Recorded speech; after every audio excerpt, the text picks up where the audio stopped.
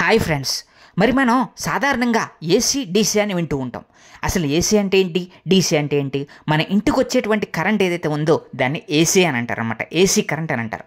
అంటే alternate current. Alternate కరెంట్కి exact definition ఏంటో తెలుసా? Alternate current which is varies with respect to the time and voltage. అంటే ఏంటంటే ఆల్టర్నేట్ కరెంట్ అనేది టైంని వోల్టేజ్ని బేస్ చేసుకుని వేరీ అవుతూ ఉంటుందన్నమాట. మరి ఆ విధంగా వేరీ అవుతే ఒక నెంబర్ ఆఫ్ సైకిల్స్ రూపంలో, అంటే ఒక ఆల్టర్నేట్ సైకిల్ రూపంలో కరెంట్ అనేది వేరీ అవుతూ ఉంటుంది. దాన్నే మనం ఆల్టర్నేట్ కరెంట్గా చెప్తూ ఉంటారనమాట.